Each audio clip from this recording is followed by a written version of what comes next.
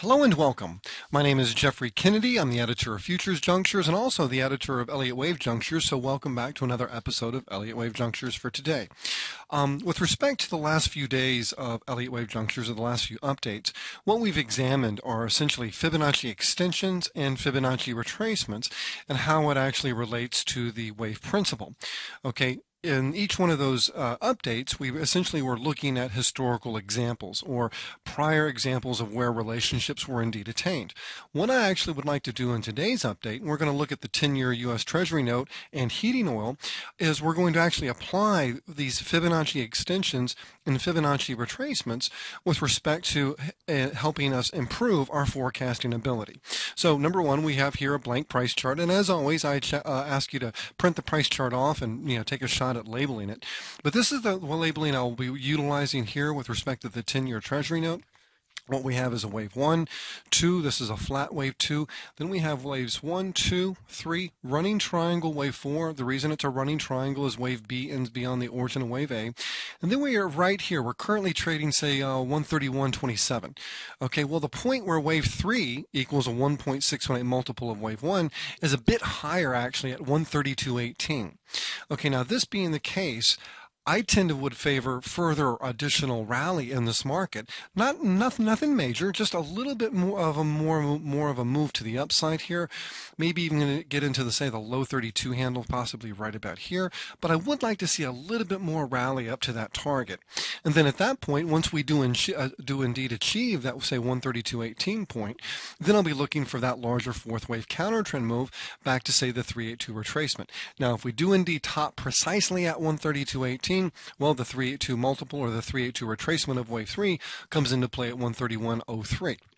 Okay, so bottom line, the way I'm actually utilizing the Fibonacci extension in this movement right here is number one, I know with respect to the current advance that we're very mature within the progression of that move. Now, from a trading perspective, one of the things that I can, the way I can actually utilize that information is possibly scale out a position, raise protective stops, that sort of thing. But on the short-term front, because we have yet to achieve that level there, odds slightly favor a little bit more upside before we do indeed have a tradable top or before this fourth wave actually begins to unfold.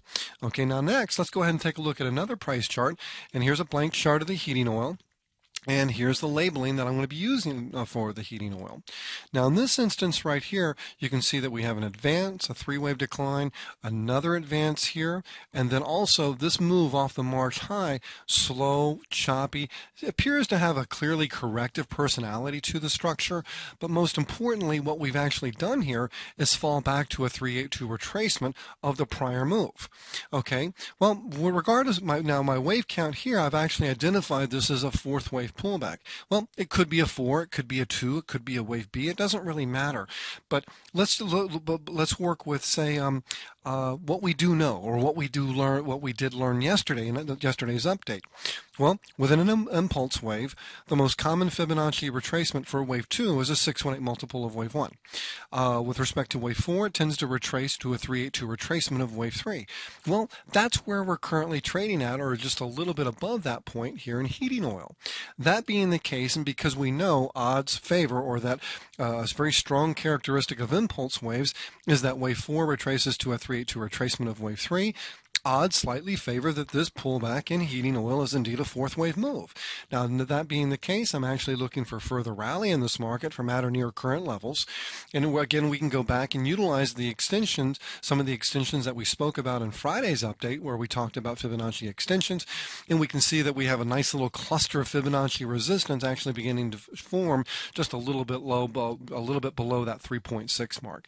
So this is actually how we utilize wave structure, wave patterns, wave form, and Fibonacci analysis together with respect to being able to identify possible turning points, either say to the upside, for example, in the 10-year note, or to the downside with respect to identifying the culmination or the end of corrective price moves. So again, with respect to heating oil, odds slightly favor that this is a fourth wave pullback within a larger developing impulse wave. And then if that's indeed the case, we can look for additional rally here up to about the 3.6 mark.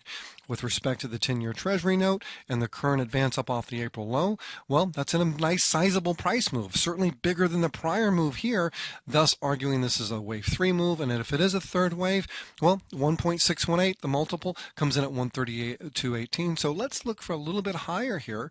And then at that point, again, realize that this advance is very mature within its progression, and the next significant move is going to be to the downside, i.e. say 131. That's how we use it. Thank you very much and have a wonderful evening.